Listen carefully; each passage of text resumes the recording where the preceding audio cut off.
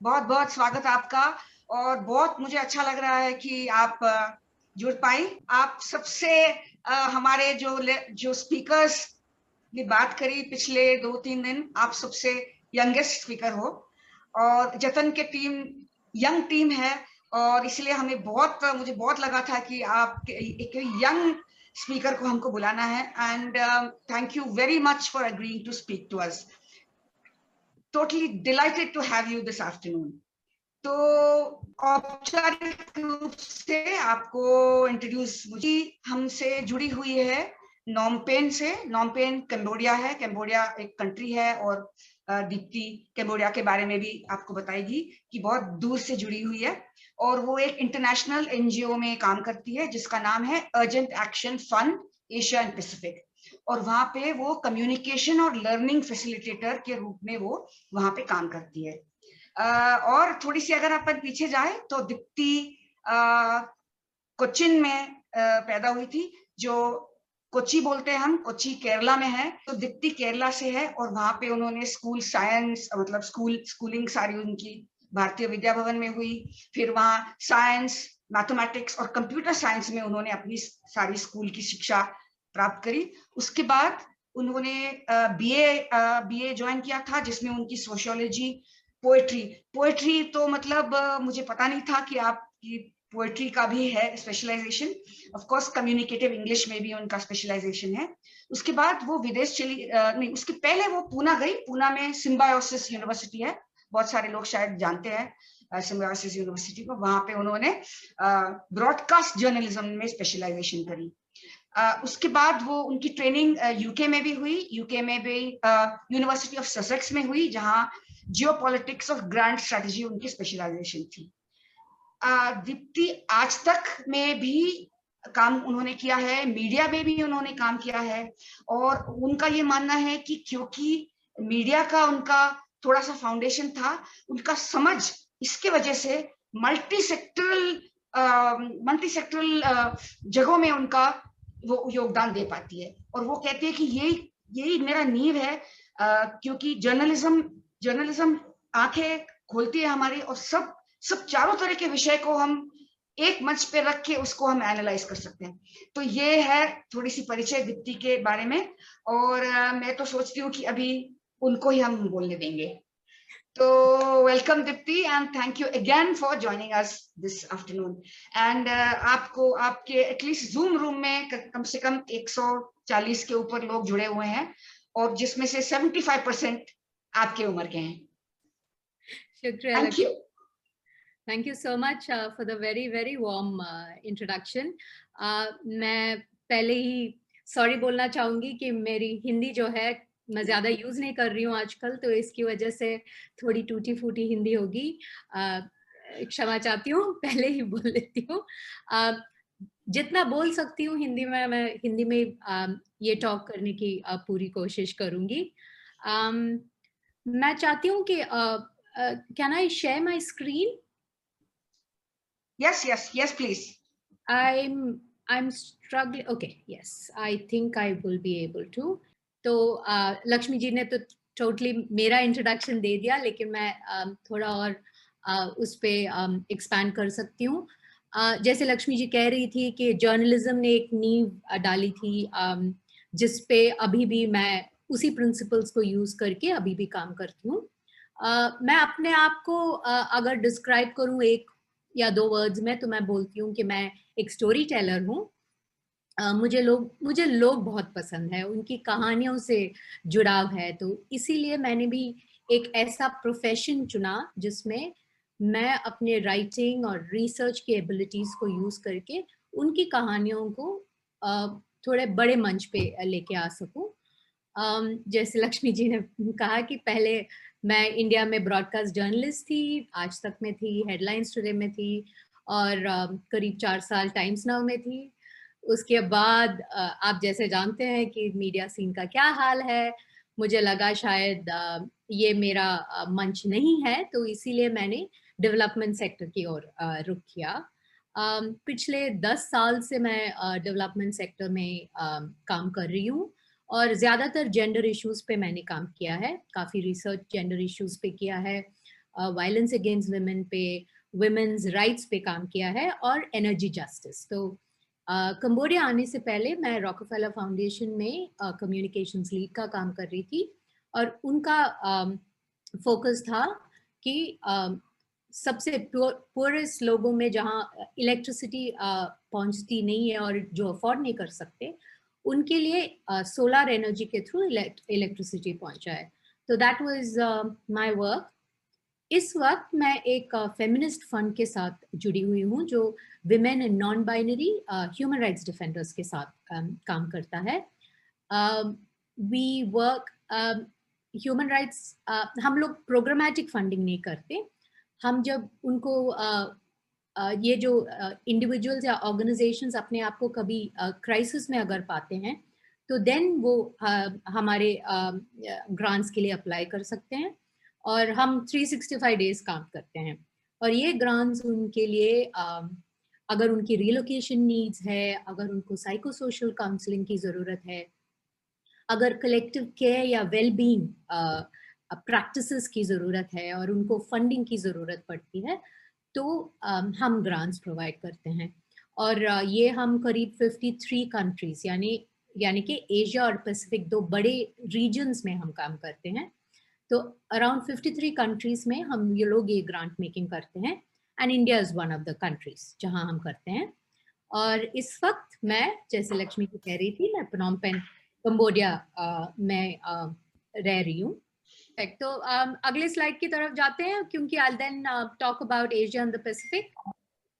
तो जो मैं आपको कह रही थी कि एशिया और Pacific, oh I already see a spelling mistake here, countries होना चाहिए, काउंटीज लिखा है। Countries of Asia and the Pacific अगर आप देखें तो ये मैं कह रही थी कि हम 53 कंट्रीज में काम करते हैं। साउथ एशिया, अगर आप एक बड़ा सा रीजन देखें, कॉन्टिनेंट, तो हम south Asia which is India से जुड़े हुए इंडिया और neighbouring countries, south east Asia जो Cambodia is one of the countries of south east Asia, east Asia जो चाइना और मंगोलिया जो आप देख रहे हैं सबसे ऊपर on the screen on your left side, और south east Asia. So south Asia, south east Asia और ईस्ट एशिया में हम काम करते हैं इन एशिया।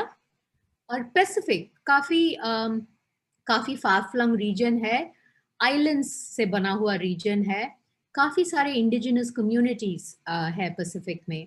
ऑस्ट्रेलिया भी पैसिफिक में आता है और हमारा नॉन प्रॉफिट जो है वो एक्चुअली ऑस्ट्रेलिया में रजिस्टर्ड है, we are based out of there, पर हम काम 53 कंट्रीज में करते हैं। Lakshmi ji next please.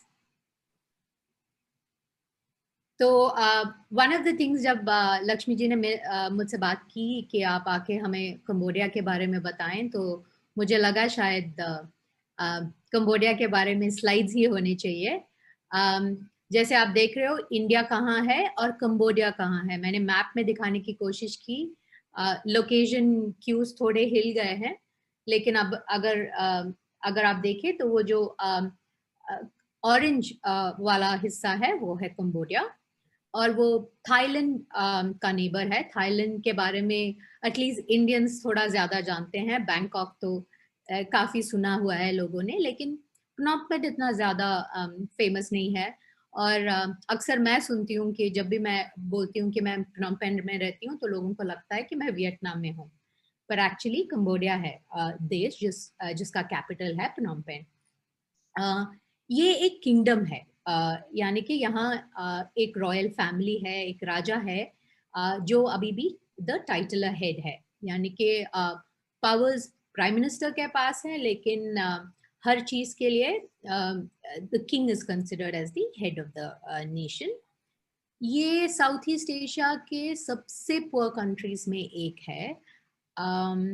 इसकी एक ये वजह भी है कि अगर हिस्ट्री में देखें तो इन द लेट 1970s यहाँ कम्युनिस्ट पार्टी जो खमेर रूज बोलते थे, खमेर रूज का दबदबा था। और खमेर रूज ने क्या किया, खमेर रूज ने जितने भी इंटेलेक्चुअल्स थे, जितने भी डॉक्टर्स थे, जितने भी प्रोफेसर्स, आर्टिस्ट थे, उनको सिस्टमैटिकली निकाला, यानी कि there was a genocide that happened, और उसकी वजह से कंबोडिया ह्यूमन डेवलपमेंट इंडेक्स में काफी काफी पिछड़ा है। कंबोडिया को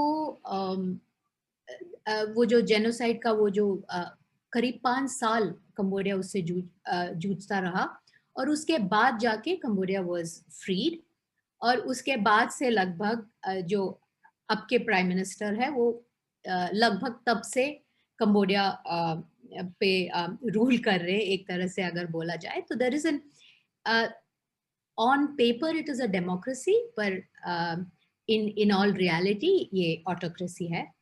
लक्ष्मी जी, नेक्स्ट वन।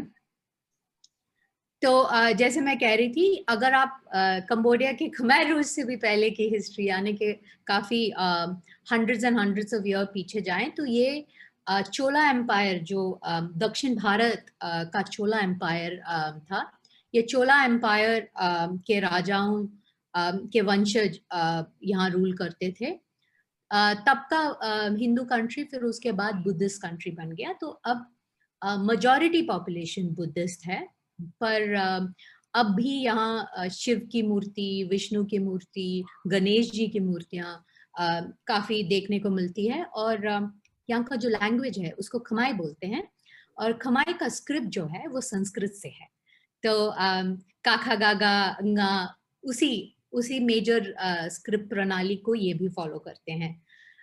काफ़ी वर्ड्स भी है जो संस्कृत से यूज करते हैं ये खमाई, जो यहाँ की पॉपुलेशन जो भाषा बोलती है। Next slide Lakshmi ji. ये स्लाइड मैंने सोचा कि विमेन इन कंबोडिया, क्योंकि आज का मेरा टॉपिक है on women's perspectives across Asia and the Pacific, मैंने सोचा आपको कुछ विमेन ऑफ कंबोडिया के बारे में बताऊं। यहाँ करीब 16.9 मिलियन की पॉपुलेशन है, जिसमें से 8.6 मिलियन विमेन है। तो इसका the main analysis of that is यहाँ का जो फीमेल टू मेल रेशियो है वो काफ़ी हेल्दी है, क्योंकि यूजुअली कहते हैं कि अगर 1000 मेल्स में 1000 मेल से ज़्यादा फीमेल्स हो, that is a very healthy sex ratio. मैंने just to show you the difference, मैंने राजस्थान का सेक्स रेशियो निकाला, जो इस वक्त जो हमारे पास गवर्नमेंट फिगर्स है वो 2011 का जो पिछला सेंसस है उसका है। एंड अगर आप देखें तो राजस्थान का sex ratio is 888 females to 1000 males. तो आप देख सकते हैं कैसे वो नेगेटिव रेशियो है, जबकि कंबोडिया का रेशियो पॉजिटिव है। पर इसका ये मतलब नहीं कि विमेन यहाँ बड़े खुश है, उनकी लाइफ जो है काफ़ी सिंपल, स्मूथ, अनकॉम्प्लिकेटेड है। ये हमारा happily ever after kind of dream होता है, unfortunately. Next slide Lakshmi ji. तो ये एक स्लाइड है जो मैं आमतौर पे यूज करती हूँ जब मैं लोगों को सोचने पे थोड़ा इंस्पायर करना चाहती हूँ, क्योंकि लोगों को लगता है कि हमारे देश में ही है जो विमेन का कंडीशन जो है वो सबसे गंदा है। कोई और देश नहीं होगा जहाँ ये प्रॉब्लम्स नहीं है। ये जो आप देख रहे हो, ये जो डेटा पॉइंट्स मैंने निकाला है, ये कंबोडिया का डेटा पॉइंट्स है। यहाँ 20% ऑफ पार्लियामेंट सीट्स सिर्फ वुमेन ऑक्यूपाई करती हैं। proportion of women in managerial positions is just 17%. 48% of women with children earn less than their partners, and 20% of women reported more time allocation in unpaid domestic work as compared to 10% of men. ये India भी हो सकता है ना। और अगर मैं अपनी एक्सपीरियंस से बात करूं एशिया और पैसिफिक की, ये देश की कहानी है। ऐसा नहीं है कि सिर्फ इंडिया में the gender expectations are higher on women, gendered responsibilities are higher, लेकिन gendered responsibilities की वजह से जो exploitation women को बर्दाश्त करना पड़ता है, it is very similar across a lot of countries of Asia and the Pacific. जो मेरा अगला स्लाइड है, I'm hoping that slide will help you understand it a little more. Lakshmi ji, next slide please.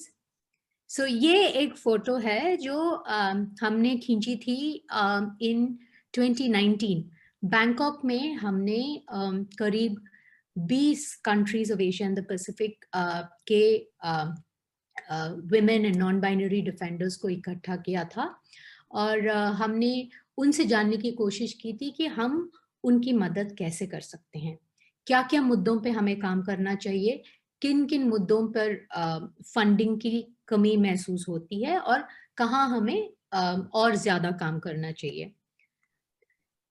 इस कॉन्क्लेव में जो उभर के आया वो ये था कि there were people with different sexual orientations, gender preferences, culturally बहुत बहुत अलग लोग और बहुत काफी different age groups के लोग. लेकिन जो लाइफ स्टोरीज और स्ट्रगल्स हम जो शेयर कर रहे थे उनमें बहुत सारे कॉमन थ्रेड्स थे और इसकी मेजर रूट कॉज थी पेट्रियार्की, जो एक ग्लोबल इशू है. ऐसा नहीं है कि सिर्फ इंडिया और इंडिया के कल्चर को देखे तो वी से ओ इंडिया का कल्चर काफी पेट्रियार्कल है. Patriarchy is an ill that is there across cultures of a lot of countries of Asia and the Pacific.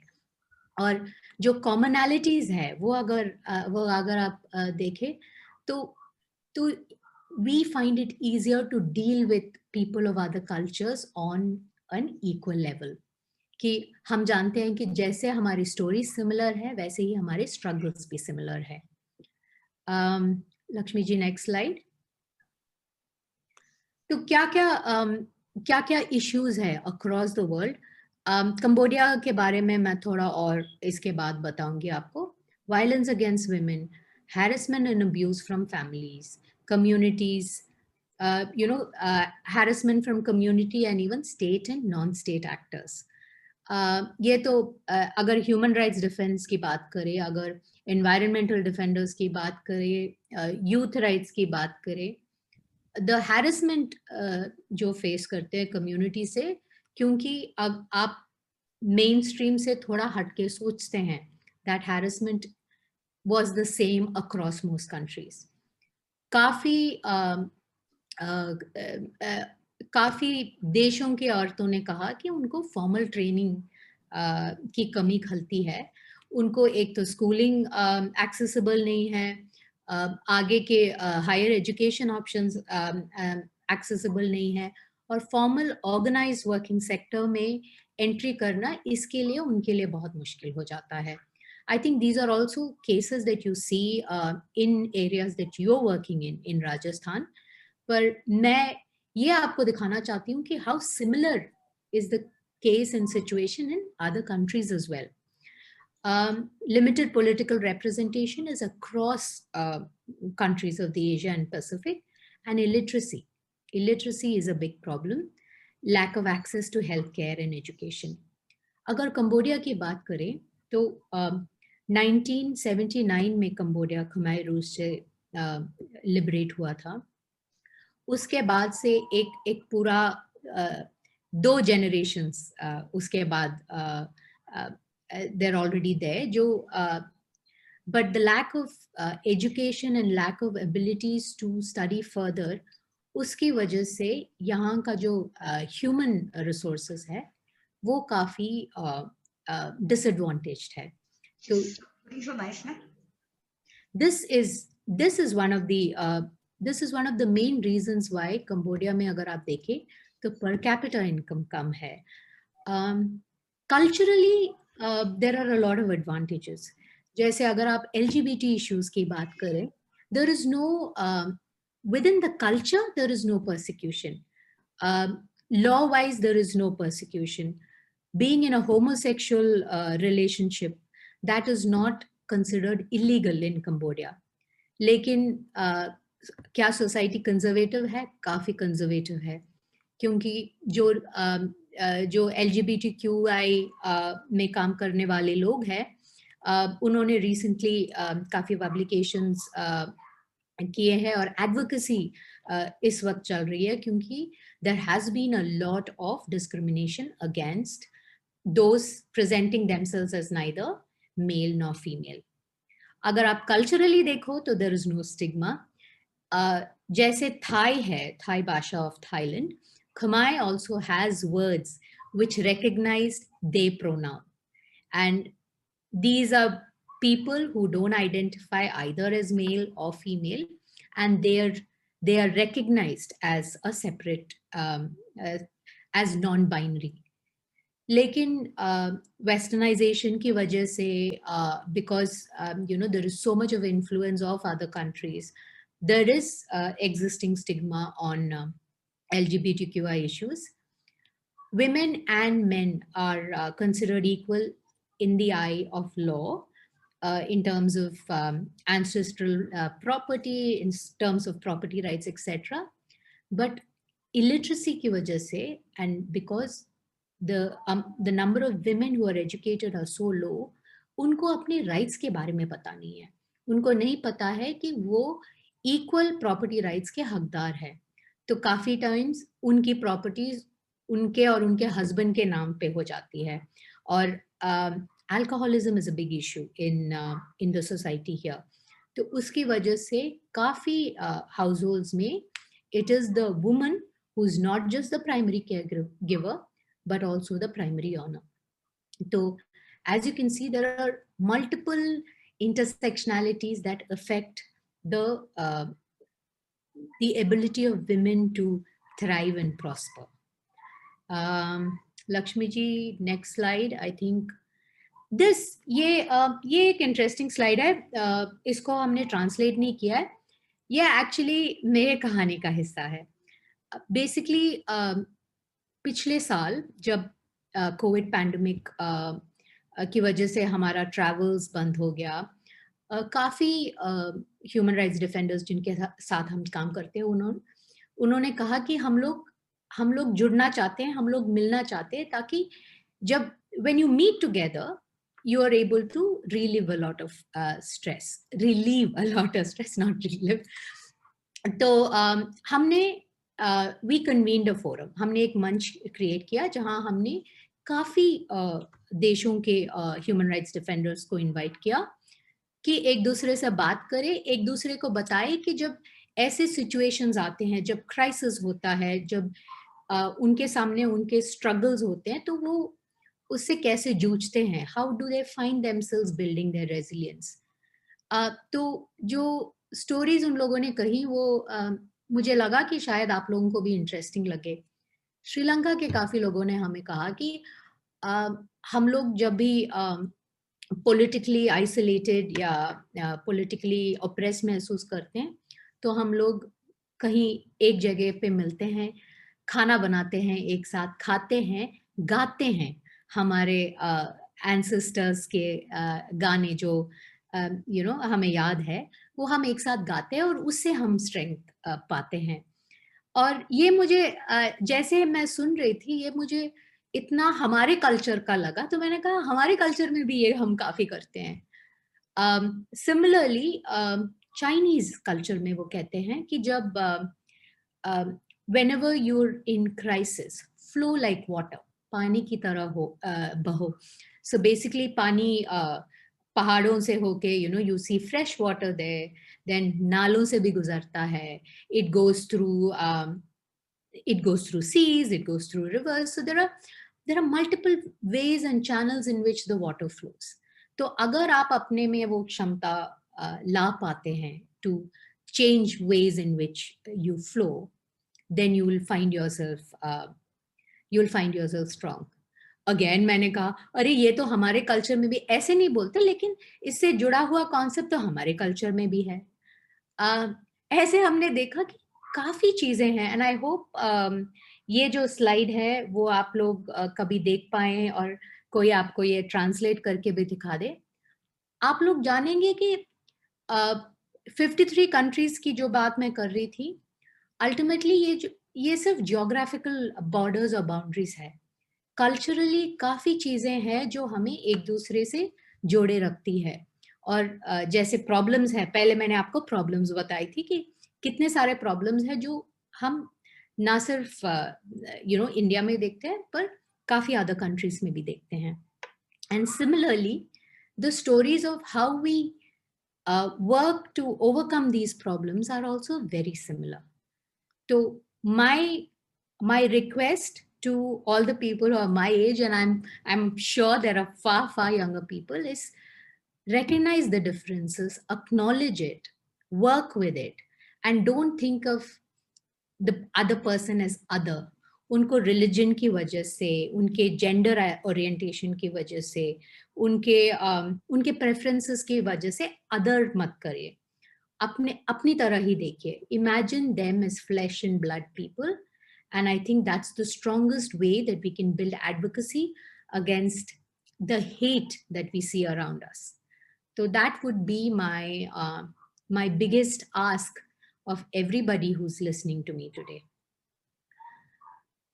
That brings me to the end of my talk. Lakshmi ji, am I in time? I hope I am. I'm saying thank you. Yes, absolutely. ये जो slide है वो काफी languages है. हम लोग ज्यादातर धन्यवाद कहते हैं, शुक्रिया कहते हैं. माय में अकुंचरान कहते हैं. So I would like to say अकुंचरान to all of you for listening to me. और अगर आपके कोई क्वेश्चंस है जो मैं आंसर कर सकती हूँ, I will be very happy. And Deepti, एक बार फिर से मैं आपका स्वागत करता हूँ जतन टीम की तरफ से. मेरा नाम राजदीप है. सबसे पहले दीप्ति मैं ये बोलना चाहूंगा आपको कि आपकी हिंदी बहुत अच्छी है. तो आपने जो स्टार्टिंग में एक्सक्यूज लिया था उसकी बिल्कुल भी जरूरत नहीं थी. मतलब शायद ये तो आपने तारीफ करवाने के लिए बोला कि मेरी हिंदी अच्छी नहीं है. बहुत ही अच्छी हिंदी है आपकी. मेरे पास जो प्रश्न आए हैं दीप्ति, ये इनमें से हमने कुछ फिल्टर किए हैं क्योंकि बहुत सारी चीजें आपके प्रेजेंटेशन में आपने बहुत अच्छे से एक्सप्लेन की हैं. But still there are some specific questions which I am going to share with you.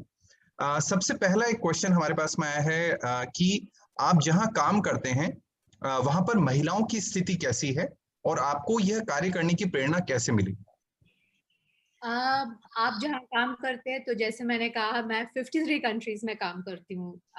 ये कोइंसिडेंस है कि मैं कंबोडिया से काम कर रही हूँ इस वक्त, और वो इसलिए कि मेरे जो हस्बैंड है उनका काम कंबोडिया में काफी है, तो इसीलिए हम लोग इस वक्त प्नोम पेन में बेस्ड है. लेकिन अगर मैं इंडिया में होती तो भी यही काम कर सकती थी. And that is the benefit of working virtually और वर्किंग रिमोटली. और पैंडेमिक की वजह से शायद आप सब भी ऐसे ही काम कर रहे हैं इस वक्त. बट जैसे मैंने प्रेजेंटेशन में भी बोला, काफी कंट्रीज में 19-20 का ही फर्क है. इफ यू सी, जो इश्यूज पे हम लोग फंडिंग देते हैं इस वक्त, वो अगर आप देखें तो रीजंस आर ज्यादातर, बेस रीजन उसकी पेट्रियार्कल इवल्स ही हैं. तो काफी औरतों ने, काफी डिफेंडर्स जिनके साथ हम काम करते हैं, वो हमसे बेसिकली उनको स्टेट, नॉन स्टेट, उनकी फैमिली, इन सब से भी परसिक्यूशन का सामना करना पड़ता है क्योंकि वो जो काम करते हैं उसकी वजह से. सो ये जो कहानियां हम अगर इंडिया में सुनते हैं, I can say that 95% of the same issues are the issues that we are fighting with in many countries of Asia and the Pacific. औरतों की जो समस्याएं हैं वो काफी सिमिलर है, and it is not culture specific. Thank you. I hope हमारे जो साथी हैं जिन्होंने क्वेश्चन रखा है वो सुन पाए होंगे इसे.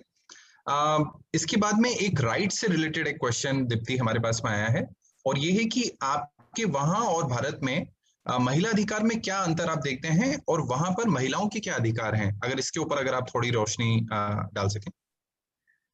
देखिए, culturally there are no major laws जो महिलाओं को, कंबोडिया की अगर मैं बात करूं तो there are not major laws which keep Cambodian women backwards. पर प्रॉब्लम है लिटरेसी की, प्रॉब्लम है lack of education, lack of access की. अपार्ट फ्रॉम कंबोडिया में अगर आप देखें तो 3-4 बड़े शहर है. प्नोम पेन हो गया, सिएम रीप हो गया, बाटमबांग, ऐसे 3-4 सिटीज है. उसके अलावा जो स्मॉलर प्रोविंसेस है और स्मॉलर सिटीज है, उधर एजुकेशनल एक्सेस है नहीं, हेल्थ केयर एक्सेस बहुत बहुत खराब स्थिति में है। चीजें सुधर रही है, लेकिन even now things are really bad. So अगर मैं अपने जनरेशन की औरतों को देखूं, they are far far less privileged than I am. और ये सिर्फ पॉवर्टी की बात नहीं है। As I said earlier in my presentation, Cambodia is one of the poorest nations. यहाँ अगर आप देखें तो average, I think, मासिक salary would be something like $100 to $150, which is roughly about 7,000 to between मानिए 7,000 to 15,000, 200 भी मैं बोलूँ, that is roughly what the average person earns. महिलाओं का अनऑर्गेनाइज्ड सेक्टर में काम काफी ज्यादा है. There is a big textile manufacturing industry here. उसमें ज्यादातर महिलाएं हैं जो काम करती हैं मिल्स में. China invests a lot in that. The next generation, अगर देखें तो there is more emphasis and stress on उनको educate करना, उनको literate बनाना, उनको अंग्रेजी सिखाना, क्योंकि लोगों को लगता है अंग्रेजी सीखने से their opportunities and avenues in life बढ़ेंगे. The COVID pandemic वजह से काफी चीजों में you know, there is a major pushback on a lot of progress initiatives. But one thing in Cambodia which is very high is the rate of digital access. तो लगभग हर किसी के पास mobile है. They access information through Facebook or other websites. तो ये जो नया generation है वो शायद नए जनरेशन ऑफ विमेन है, वो शायद मेरे जनरेशन के वुमेन से भी आगे निकल जाए. पर I think Cambodia as a country and rural India अगर हम देखें तो the situation is very comparable. I hope that answers that question. Yeah, very well. Thank you so much, Dipti. मेरे पास में 2 क्वेश्चंस हैं दीप्ति नेक्स्ट इसमें. आई होप ये शायद कहीं ना कहीं कंबाइन होते हैं कि विदेशों में महिला हिंसा का क्या स्वरूप है. This is one. और उसके बाद में, क्योंकि अभी आपने जब आपने अभी रिप्लाई किया है उसके अंदर आपने ये बात भी रखी है कि आपके हिसाब से क्या अभी कोरोना पैंडेमिक के टाइम में जो केसेस हैं वो क्या बढ़े हैं, अगर इसको अगर आप थोड़ा सा अगर बता पाएं. काफी बढ़ा है. So because mahila hinsa is a big issue in Cambodia. Alcoholism is a big issue among men in Cambodia. And as a reason, violence against women and domestic violence के cases काफी high है. Persecution of women काफी high है. अभी हम LGBTQ violence उतना ज्यादा हम नहीं सुनते हैं, but this could also be because it's not coming to the fore. यहाँ मीडिया का जो एक्सपेंस है वो इतना ज्यादा नहीं है जैसे अदर कंट्रीज में है. तो इसका भी हो सकता है. पर if you look at violence against women as an issue, it's very high in Cambodia. And the pandemic के टाइम पे ज्यादा, because women are forced inside houses. अभी हाल ही में we have just come out of a lockdown. और जो सबसे within the city itself, अगर हम कहें कि the poorer sections of the city, that's been where the lockdown has been the severest. Or there is an issue with access to food, there is an issue with access to health. तो इन सब की वजह से the intersectional violence जो हम कहते हैं, that's also काफी high. So and there is lack of awareness of उनके पास क्या options है. So while the non-profit sector in Cambodia is very active, और यहाँ काफी international players है जो gender issues पे काम करते हैं, big and small non-profit organizations, पर इसके बावजूद access to information among locals is still low. और women जानते नहीं है कि उनके पास क्या options हैं and what options can they exercise in such cases. because यहाँ की जो say the police and judicial system is largely patriarchal. तो इसकी वजह से जो problems है वो compound होती है औरतों के लिए. And like I said, because there is an issue of alcoholism and violence against women, it's largely women who are the breadwinners for the family as well. They are the caretakers for the family and the breadwinners for the family. So उन पे जो burden है वो compounded burden है. तो उन महिलाओं को हमारा सलाम है क्योंकि बहुत बड़ी जिम्मेदारी लेके वो चल रही हैं. थैंक यू दीप्ति, आपने इसको रिप्लाई किया. कुछ मेंस्ट्रुअल हेल्थ से रिलेटेड और अबॉर्शन से रिलेटेड कुछ क्वेश्चंस हैं और कुछ पर्सनल क्वेश्चंस भी हैं दीप्ति आपके लिए. आई होप मैं उनको लास्ट में रखूंगा. एक क्वेश्चन मैं रख रहा हूँ, शायद लक्ष्मी मैम ने ही हमें रखा है. Is abortion legal in Cambodia? I don't think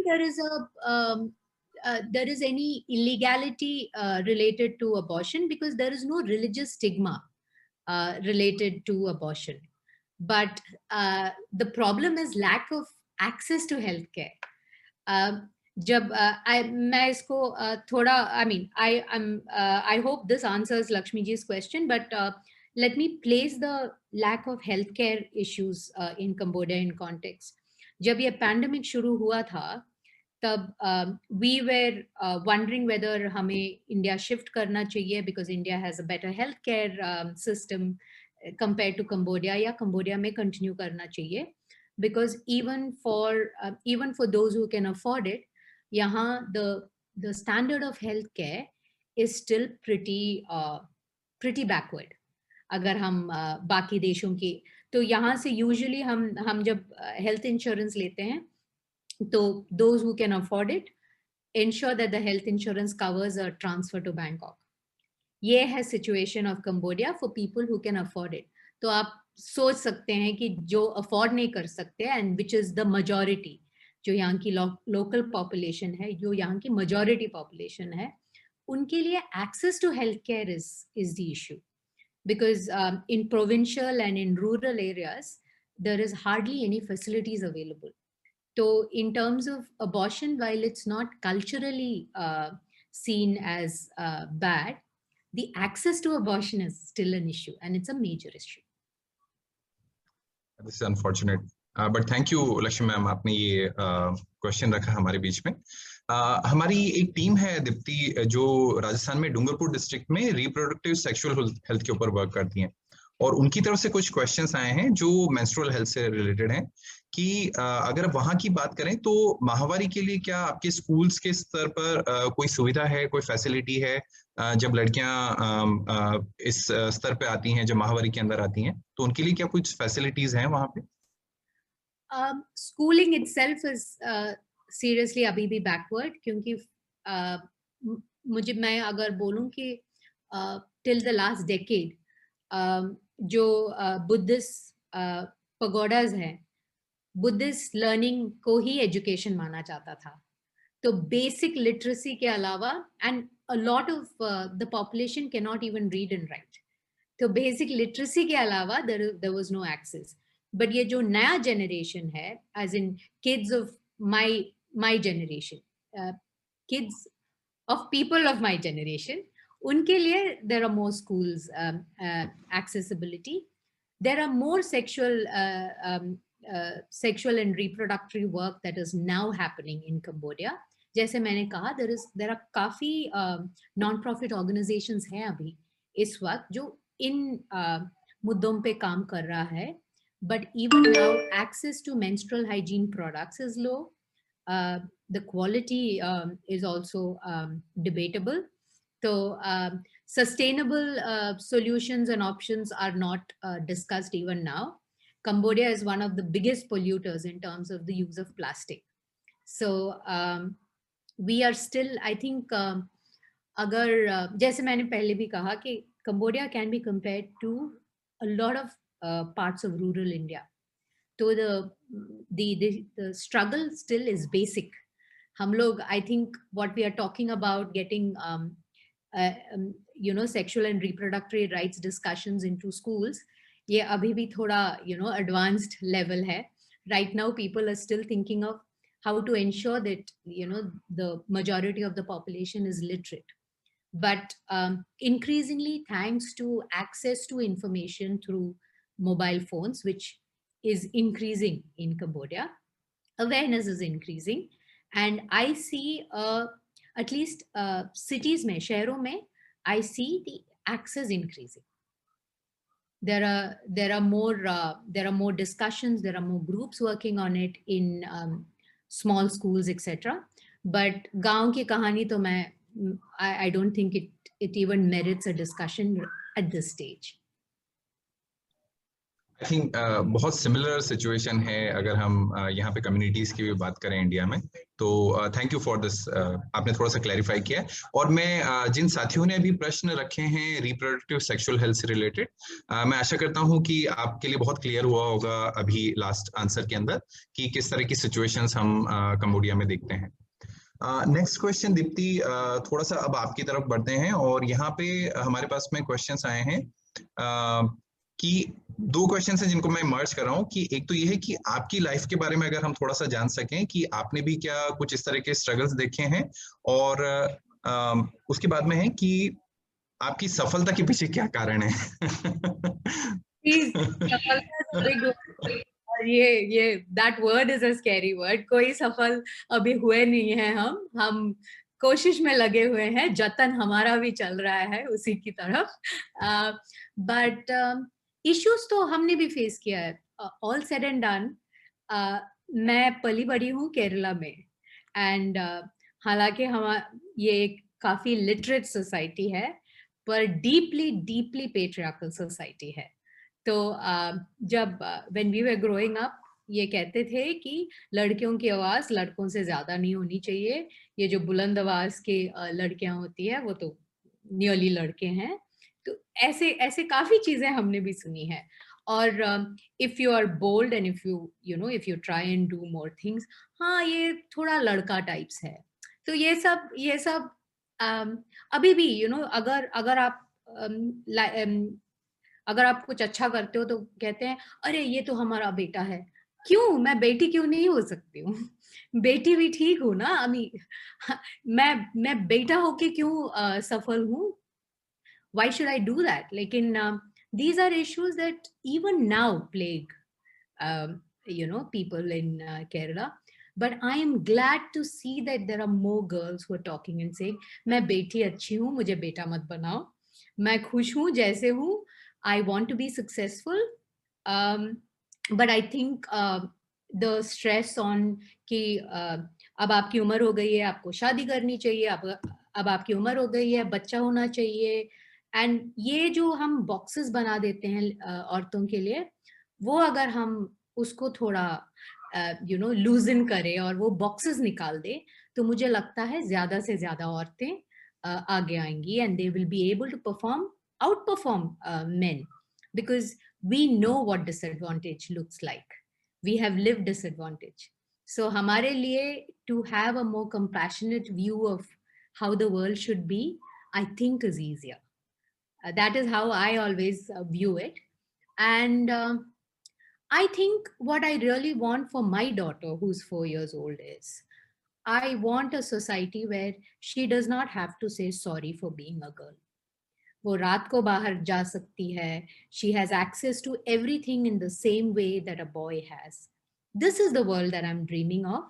And if I can get any of the countries that I'm working in towards that, that will be true success. We all wish for the same society everywhere. Thank you. So इसी से related, क्योंकि आपने थोड़ा सा early life के बारे में आपने थोड़ा सा बताया है कि जब आप कंबोडिया भी शिफ्ट हुए हैं, आपने अलग अलग कंट्रीज में भी जैसा आपने बताया कि आपने काम किया है, तो वहाँ की स्थितियों को तो हमने समझा है आपकी बातों में, पर उसके लिए काम करने का मोटिवेशन वो कहाँ से आया, वो प्रेरणा आपको कैसे मिली, अगर उसको थोड़ा सा अगर आप बता सकें। तो ये इसके लिए I have to go back to my journalism days. तो मैंने टेलीविजन में ज्यादा काम किया है, और वाइल जो इनिशियली टेलीविजन का टाइम था वो काफी हेडी था. There was नाम, पहचान, and the ability to do work on a lot of things. पर जैसे आप लोगों ने भी देखा, there has been steady decline in you know, the standards of journalism across India. तो जितने लोग नाम और शोहरत के बजाय प्रिंसिपल्स की वजह से और पैशन की वजह से जर्नलिज्म में थे, उनको लगने लगा कि शायद ये जगह नहीं है हमारे लिए, हमारी कर्मभूमि बदलने का टाइम तो आ ही गया है. तो I was one of those people. जब जैसे वो महसूस ज्यादा होने लगा, you know, specially the kind of irresponsible reporting जिससे हमें जुड़ना पड़ रहा था, that is the time when we felt shayad the best way, if we can't change the system, is not to stay within the system. So that's when मैंने second masters किया, and that was in international relations, geopolitics and grand strategy. जब मैं उधर थी तो when I started looking for other options, जहाँ मेरे जो skills थे journalism में वो use हो पाए, तो the development sector was one area where I realized that communication for development is an area which is जहाँ skills वाले लोग कम थे, और I like the idea of telling stories. तो ऐसे शुरू हुआ था, and I started with working on women's rights. I was working with a women's fund as a researcher, और वो लोग साउथ एशिया के 7 countries का डोनर मैपिंग कर रहे थे. तो उधर से शुरू हुआ that suffered, and then it went on to Breakthrough. आप शायद जानते हैं, there is an organization which uses popular mass media to work on violence against women issues. तो Breakthrough के लिए करीब 1-1.5 साल मैंने कम्युनिकेशन कंसल्टेंट का काम किया. तब जाके पता चला कि रूरल इंडिया में कितने अलग तरह के इश्यूज हैं. ऐसा नहीं है कि जो अर्बन इंडिया में इश्यूज है वो नहीं है रूरल इंडिया में, पर उसके अलावा कितने और layers of complexities है. So the more I worked on it, the more I realized that feminism is a principled approach to wanting a society which is free of these gender boxes. तो मेरा रुझाव भी इसीलिए बढ़ा उसकी तरफ, and I think I am now committed. ना retirement की बात होगी और ना you know, this will not consider to be just work that gives me a salary, but it has to be a way of life. So that's how I think of work, and that's where the passion comes from, and that's where the conviction comes from. Right. So work with passion. Absolutely. There's no shortcuts. Absolutely True. no shortcuts. So बहुत clearly मेरे ख्याल से जो हमारे participant जुड़े हैं उनको समझ में आया होगा कि किस तरह से आप इंक्लाइन हुए हैं इन चीजों की तरफ, वुमेन इश्यूज की तरफ. एक बहुत अच्छा प्रश्न इसी से जुड़ा हुआ है कि अभी तक का अगर आप देखें जो आपने वर्क किया है इन सभी मुद्दों के ऊपर, उसमें आपके हिसाब से बेस्ट वर्क आप किसको कंसिडर करते हैं महिलाओं के लिए, जो आपने जो काम किए हैं उसका? जो करंटली मैं काम कर रही हूँ, ये मेरा ड्रीम जॉब मैं बोलूंगी, बेसिकली बिकॉज मैं कम्युनिकेशंस के अलावा लर्निंग का पोर्टफोलियो भी संभालती हूँ, विच इज जो रेगुलर ऑर्गेनाइजेशंस में मॉनिटरिंग एंड इवैल्यूएशन बोलते हैं. तो I am responsible for monitoring, evaluation, accountability and learning. इसको हम मील बोलते हैं यहाँ. तो हमने क्या किया है, हमने इसको लॉग फ्रेम रिपोर्टिंग से अनशैकल किया है. So we want to be a flexible fund जो organizations के need के मुताबिक काम कर पाए. तो हमने I got to work on streamlining the way reporting is done. तो हम ये नहीं कहते कि आप अंग्रेजी में ये 5 सवालों के जवाब हमें दे दो, तब जाके आपका you know, आपका grant process complete होगा. We try and see कि अगर आपको लगता है कि इंटरव्यूज के थ्रू आप लोग बेहतर हमें फीडबैक दे सकते हो कि ये ग्रांट हमने जो आपको दिया है वो कैसे यूज हो सकता है, इफ दैट फील्स बेटर, तो हम ग्रांटीज को इंसेंटिवाइज करते हैं कि आप लोग वो ऑप्शन यूज कर लें. और हम we are trying to build a knowledge sharing organization, जहाँ हम जो नॉलेज एक्सट्रैक्ट कर रहे हैं from our work, that is made available to every other organization who wants to use it for working on their own bits. So the idea of working on anything which is public good, which is for क्या कहते हैं, for the benefit of society in general, that is something that I find very interesting. And in most other organizations, I've always worked with a lot of men on, in the higher ranks. This is one organization which is led by women, for women and non-binary, and very focused on realizing, the rights, a rights-based activism approach जो इस्तेमाल करते हैं. So for me, this has been my dream job. And जैसे मैं कहती हूँ, give women a chance and we'll show you we can do this much better than how it's done. And I'm so sorry, Rajdeep, it's not meant as a, a judgment to the men in the room. But I think more women being in leadership positions will create a more empathetic society. Right. No, very well said. And बिल्कुल जो आपने पुरुषों के लिए बोला है, हम यहाँ पे एक इस तरह का समाज भी देखते हैं दीप्ति, जहाँ पे महिला, पुरुष या फिर किसी भी जेंडर पहचान वाले जो साथी हैं वो कंधे से कंधा मिला के चले हैं. ऐसी एक सोसाइटी हम देखते हैं. But we are very happy कि आप अपनी ड्रीम जॉब को देख रहे हैं, आप उसके अंदर जी रहे हैं. Thank you. So there's another last question from my side, and जैसे कि हम देखते हैं चाइना और जापान जैसी कंट्रीज में जो खिलाड़ी हैं, स्पोर्ट्स पर्सन हैं, उनमें महिलाओं की भागीदारी भी बहुत ज्यादा है. क्या एशिया पैसिफिक को ध्यान में रखते हुए आपको लगता है कि ऐसी कोई और कंट्रीज भी हैं जहां पे इस तरह के प्रयास हो रहे हों, या फिर वो भी उसी तरह से उस दिशा में बढ़ रही हैं जहां पे स्पोर्ट्स एक्टिविटी को ज्यादा बढ़ावा दिया जाता है? हाँ, okay, sports activities. South Korea is high on indicators, but and similarly Australia Pacific, Asia Pacific grouping में आता है. Australia and New Zealand are two countries जहाँ sports को काफी महत्व दिया जाता है. जितना करिकुलम, एकेडमिक करिकुलम को देते हैं, उतना ही स्पोर्ट्स करिकुलम को देते हैं. एंड उससे प्रेरित होके काफी नॉन प्रॉफिट्स है जो वो that kind of approach poor countries में लेके आने की कोशिश कर रहे हैं. It's still a struggle.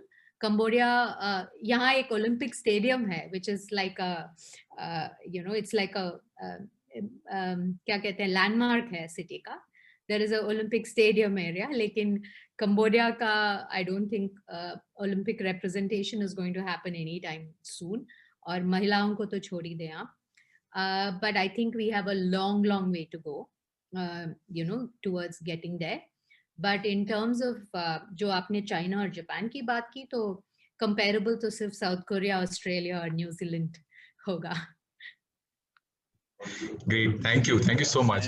बिल्कुल, मतलब मैं बहुत आभार व्यक्त करना चाहूंगा आपका दीप्ति जी कि आपने समय भी निकाला और इतने प्यार से हमारे कार्यकर्ताओं के साथ बात की. तो बहुत अच्छा लगा आपका आना, आपका मिलना, और जिस विषय पे आपने इतनी अच्छी हिंदी में और इतने सरल तरीके से अपनी बात रखी, वो हमेशा के लिए हमारे कार्यकर्ताओं के मन में एक अमिट छाप छोड़ गई है. और हम विश्वास दिलाते हैं कि सब याद रखेंगे कि है ना, जतन के कार्यकर्ताओं के साथ इतने अच्छे स्पीकर से आज उन्होंने बात की. बहुत थैंक यू, बहुत धन्यवाद.